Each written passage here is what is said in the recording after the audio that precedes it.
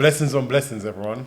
I'm going to have to change it. I was using affluent afternoon already. I'm going to use it again. Affluent afternoon, people. I'm Coach Chris. I'm Thomas Scannell. And we have the beautiful Charlene Charles. Thank you. And joining us from... Well, I own Pump Indulge and Give, a non-for-profit here in Croydon, but also I am cabin crew. Beautiful. And this is our Talk to a Brother episode. I'm not sure which episode it is, but it's for our... What the COVID special edition, funded by ARC. Oh, yeah. I forgot. Nice. Funded by ARC. I actually forgot. Shout out, Ema. Here we go. Okay. So, getting right to it. First and foremost, actually, thank you, Charlene, for joining us, because you just come off on holiday. Not holiday, really. I came from work. I had a holiday because it was my birthday, and then I had work. I was going to say happy birthday as well. Thank you. She got a couple of days in the Maldives. I did. Can you see the glow? Yeah. She glows. I know there's lighting behind her. I'm just saying. But it's Thanks, beautiful guys. having you with us. Yeah, Thanks for having me. It's lovely. Thanks. Okay. Right. So Charlene, obviously the nitty gritty part of the conversation is COVID hesitancy. Mm-hmm. So the first question that we need to start with is, have you been vaccinated? I haven't been vaccinated, no. Let me just move my chair over here. You don't want to catch none. No, I've not. The reason, basically, first and foremost, I got COVID over the time. As in right now? No, not right now. But I had COVID when it happened. Yeah. It was my own fault, I'm not going to lie. Oh, serious? Because I was fine and I wanted to go out, and then we were allowed out, so I went out. I went to a Jubilee fete that had like 4,000 people, and I got COVID. And my body did what it was supposed to do, and it fought it, and I'm here to tell the tale. Did you have bad symptoms? What were the symptoms like? The worst symptoms for me, because you two know I love food, and when my taste and smell went, that was it for me. I was literally like, oh my gosh, really. Like I can't smell, I can't taste. That was the worst time. The rest of them, I had like just sweats, and yeah. But I'm going to say though, just to give a bit of context, because we know what you were doing because we were together. But what were you doing over lockdown? Well, we were doing charity work and out and about and helping parents and children, giving them food. Like all of us were doing that together, and also just making sure that the community was looked after. Yeah, sure. So it's not that you're anti against anything. It's no. a case of you were actually serving the community. Yeah. You're actually doing more than a lot of the politicians and governors and whatnot. Well, yeah, we had to. Like, who's going to look after us? We have to look after each other. And at the end of the day, this is just my reasoning. It's for me. The reason I haven't taken the vaccine is because I want to have a baby, and so I don't know the effects. I don't know all of that. I have not had enough information about that, so I do not feel comfortable in doing it. So, and a lot of things then that happened, and you can see what's happening now. A lot of people, you can see that not everybody needed it. Okay, yes, different generations and different people. I've had family that have died from COVID. I have family that have taken the vaccine and had massive reactions to it, to the point that they can't take the second one, they can't have a booster. Wow. Do you know what I mean? So there is loads and loads are going on. But at the end of the day, I have to do what's right for me. Yeah. And what is right for me that is not that I just... I think it's really, like you said, you've seen a vast variety of different things happening. People that died from COVID, people that have had serious reactions to the COVID vaccination. So it's like, when you're making a decision on what you do, you have to make it for yourself. Because like, okay, I've had COVID, I didn't die. At the same time, somebody died from COVID, but somebody got ill by getting COVID. So how can you make the right decision unless with the information you're being given, because they're telling you to do it? Exactly. So what was that? What made you, apart from giving that obviously the baby, was there no information that you was gonna have about babies at the time, and that's why you just decided I'd rather not? There was a lot of things. So I've got a friend that's a scientist. So she told me certain things that were going on at the time. Yeah. That obviously she wasn't even comfortable with. So I just took some of her advice as well. But also it was just the lack of knowledge. There was loads of questions that people had. Also the miscommunication. So people that were pregnant were told at the beginning, if you remember, do not take the vaccine, don't take it, you know, we don't know what's happening. And then like less than a month later, they're telling people to take the vaccine, it's fine. How in that month did you know that was going to be okay? Yeah. And what babies did you have in that time that people had taken the vaccine? And see after effects as well, yeah. And so also you have to understand, not every vaccination will have effect now. You know, it can be 5 years, 10 years. Yeah. You have no idea. Until I get that information from myself and understand what's happening for myself, then I will do what I need to do. Do you know what I mean? Like at the end of the day, I just don't feel... that's how I feel. Information available. In all fairness, let me just reiterate. Yeah. When I say I've not been vaccinated, I've been half vaccinated, I shouldn't lie. Because what happened, when I had the vaccine, when I got it, I was like, no, I'm not having it. And then I had the booster. That's my booster. Oh, okay. Do you understand what I'm saying? So I'm fine now. But obviously I didn't go to have everything. I didn't have the 2. I didn't have... No. Was there any point in your work history, because you do, that you felt like they were pushing you? No. The company that I worked for were very good in that, I should say. It's up to you if you wanted to tell them. You're not mandatory to tell them. You don't have to tell them. They said to you, it's up to you. So if you want to tell them, you can tell them. If you don't tell them, you don't tell them. Yeah. But there's certain places you can't go. Yeah. Were there any other organisations in your industry that had a different approach? Oh, of course. Really? Yeah. There was people, not so much here in England, but in other places, like America for one. Really? Yeah. If you didn't have it, you'd lose your job. Wow. I'm even having one of my cousins, she's a firefighter in America, and she's having a problem right now. Oh, so in America, the vaccination is still a problem? Yeah. Oh, wow, I didn't realise that. You can't even go into America if you're vaccinated, but I can. I was about to ask you that. That's why we were leading to that question.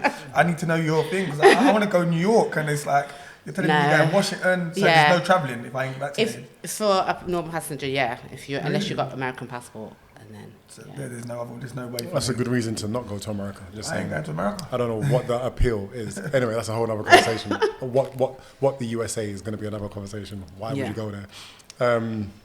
Okay, and that's the impact that it's had. So you've spoken about it impacting your industry from a professional perspective, as in you're working, obviously it's yourself, you've mentioned your family, and what you want to go through in regards to having a child.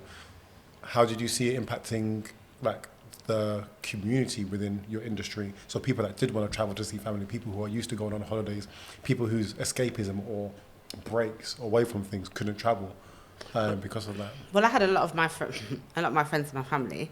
The only person really that did that, because obviously, was my mom, because she wanted to see obviously my sister and stuff like that. My sister hasn't, and also my brother-in-law had to. He was forced to, because obviously, he had no choice. But he's very into like making sure that he had to do his research about which one. But that's because of his job would just say, he's American based. So his job was literally like, you take it or you leave. Which one?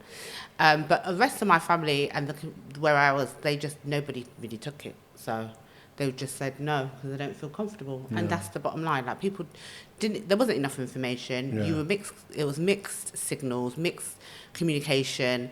One thing was said, then something else was said, then one thing was said, then something else. You can't tell me that I'm now going to go 100% and take this vaccine, feel better, whatever. No. And then there's so many people I know that had so many other after effects, and also it's things that you just wouldn't have right now as well. Some of the things are going to be long term, and you just don't know what's going to happen next. Like you said, I don't take flu vaccine. I've never done that.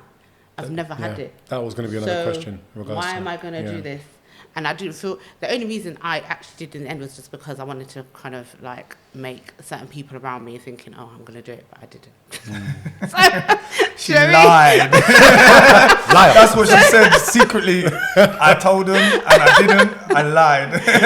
Just to get off my back. And also they're like, you know, how many texts did you get from your doctor and stuff? I just used to look at them That and was think, you're pressure. crazy. I was like, you're crazy. Like, why are you messaging me to tell me about a vaccine? You don't tell me, when I'm trying to contact you about other things, you're not telling me to come and get that information. Like, you lied about having the vaccination. I didn't lie. I just lied didn't about have it. Or, like, some people just wanted me to have it. You know what I mean? They just were worried and whatever. But because I had, for me, it was like I already had COVID and my body did what it was supposed to do. Do you feel like pressure. you were pressured to say that just to get people off your back? Yeah. So I just said, yeah, you know, it's fine. And then that's it. But a lot of people, in all fairness, where I work, a lot of people don't even ask you. Okay, because that was going to be my next question. Was there like two camps of people, like get vaccinated, make sure you don't get vaccinated, make sure you do, and that become like a problem. And I know as much as people say, oh, I was trying to be forced to be vaccinated, some people ain't getting vaccinated because of the don't get vaccinated circle is forced them not to. So it's like... No, it wasn't like that for me. And also people, it wasn't like it was my own decision of what I wanted and when I wanted. And then when this happened, I just thought, just let me just say to them, because then it's half done. Do you know what I mean? And then nobody's going to say nothing, and then they're not going to ask me again. And it worked, because nobody bothered to ask you again. But then, exactly. And also people have also, like, some of them were like really...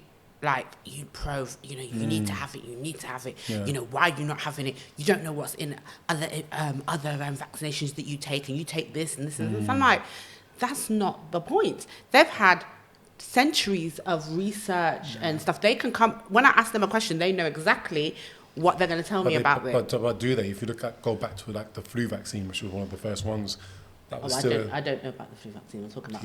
I don't. For that, I just think. Yeah, I don't. Talking 1800s, and it was one of the first vaccines, and the first time they started doing trials, which ironically they were copying from Africa, but that's a whole other conversation.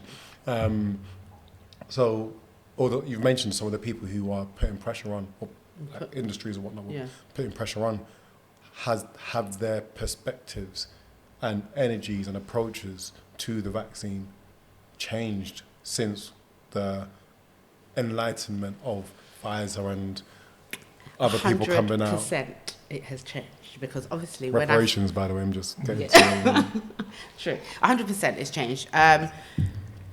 My flying career path, when we started, you know, there were certain places we were not allowed to go. It was just no, doesn't matter if you're crew, passenger, nothing. Now, I more or less can go near enough everywhere in the world. There's like, do you know what I mean? There's no limitations. There's no limitations like that. Now people are opening up. Every month we're getting a new country opening up to us and stuff like that. So it's not like before. Do you know what I mean? Yes, certain people want you to take like maybe a test before to check that you're okay. Some people are just happy with a form that if you're ill, if you've been sick, that's it. But yeah, it has changed. I think the world's pretty much moved on to a point now where we understand, again, some people don't think it exists, some people do, but we live with it now, no matter how it is. Like, I didn't realise America, and I know parts of Japan are shut down now because of it still, because my iPhone is delayed, come in. But apart from that, right, so people are still locking down because of COVID-19, and I don't know what the difference is between them countries and us, but we're going to live up with it now. England, if you die from it, like, I had a COVID interview, didn't have a COVID interview. I had a meeting about COVID the other day with someone in the NHS, and she was discussing it. And it was like, COVID's not gone anywhere. No. COVID's still here, people are still dying, but it's no longer in the news because it's not important no more. You've got Ukraine, you've got food. So even though people do believe, I'm not seeing the deaths happening no more. What's that? You've got Ye and Irvin. Yeah, you've got so much more. So because we're so supple as humans, we listen to what the first thing is in the news, and all of us are like that, aren't we? We all get caught up with the biggest thing in the news or the biggest thing in our life.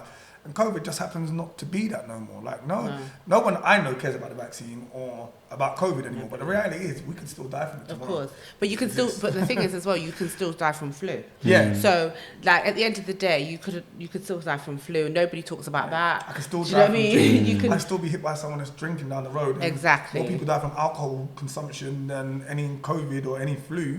So why don't we have more restrictions on alcohol? Yeah, exactly. Why don't we have more restrictions on McDonald's? Why don't we have more restrictions on so many other things? But you want to force me to have a vaccine that killed 100,000 people in 2 years. This is what media did. This is what the society did.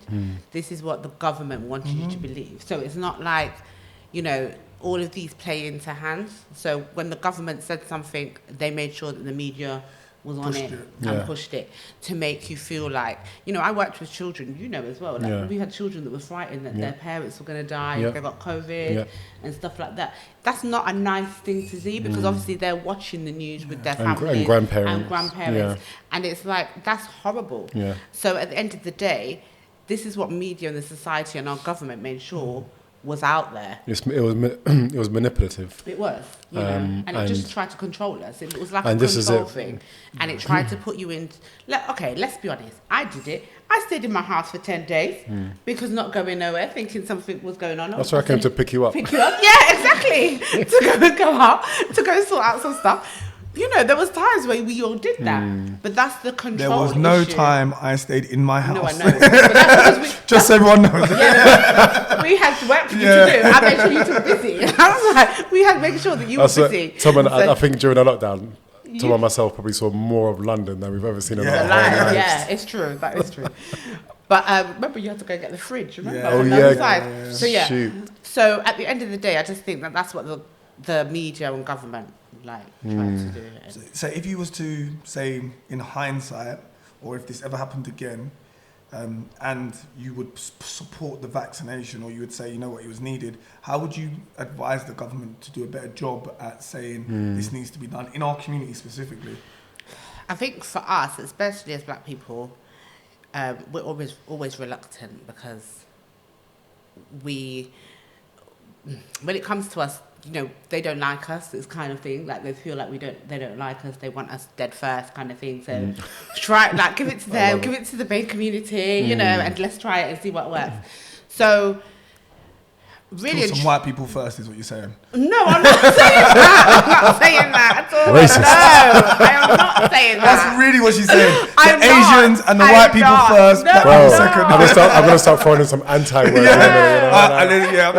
Don't say it, bro. Don't put it into this conversation. No, I'm not. I'm just saying that they need to make sure that all the information is out. And if they don't know it, say you don't know it. It's truth, Charlene. It's truth. Yeah, it's the truth. Like, the vaccination had so many different things about it that people just did not get. And if you don't know it, be honest. Do we actually know today what the actual agenda was, if there was an agenda? Not at the moment. Because there's so many different, so many different conversations about population control, about, like, you know, just... The reality is we'll never know if there was an agenda, and well, for at least in our lifetime, maybe 50 years, the same way papers come to the forefront. If there was a plan, maybe it doesn't ever come to the forefront. But I'm a firm believer in working with what we have. And Charlene was starting, and Chris said about the truth. Our leadership that are in charge of us, in our communities, need to understand that sometimes putting your hand up and admitting you made a mistake is the best way forward. Rather than trying to dig deep and say, I'm going to stay here, put your hand up and just say, you know what, I fucked up. Like, I want to hear a politician swear. Yeah, well, I fully want to hear Boris Johnson get up and say to Keir Starmer, fuck yourself. And your mum.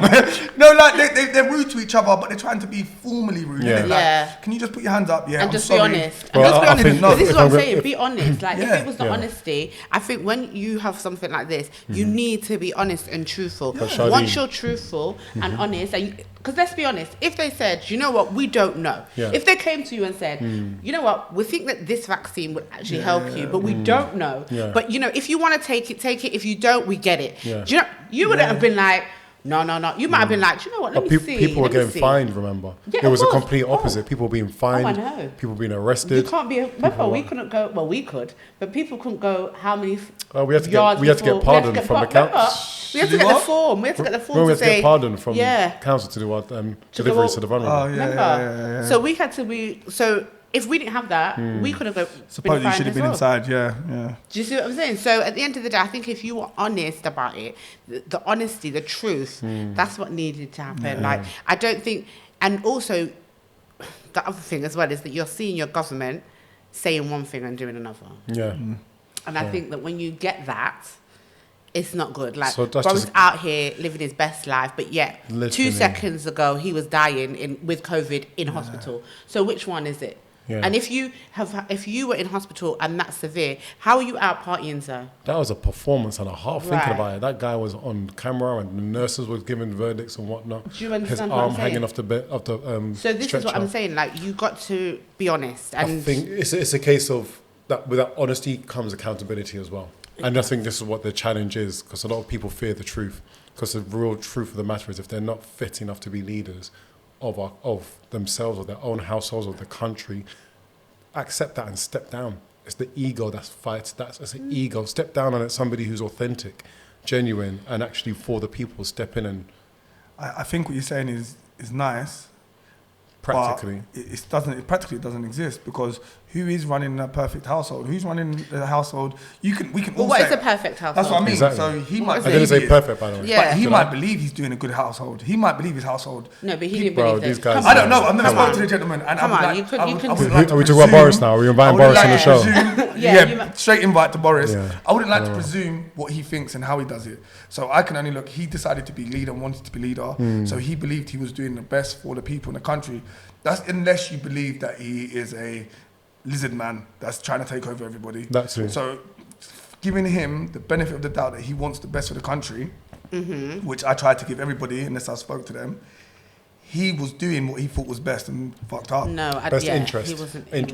But it might best not his own align interest with at what we heart. thought was best for the country. No. Which- Bro, it's once again just to wrapping this up as Yeah. well. It's a case of ego. Definitely. Yeah, it's But decisions that's weren't made out of love; politics, they were right? made out of ego. But isn't that politics?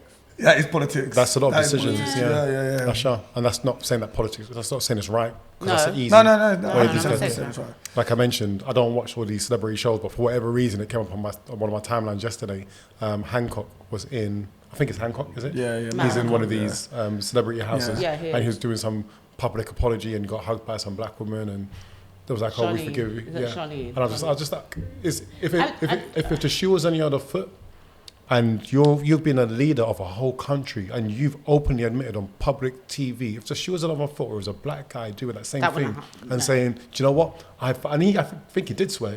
Actually, funnily enough, I think he did swear. Stuff like, "Oh yeah, I actually messed up." All I really want now is your forgiveness. And everybody was, "Oh wow!" So No, we but draw a line in the sand. No, and but somebody said to him, I heard, because obviously I didn't watch that one. Somebody said to him, "What are you want forgiveness for?"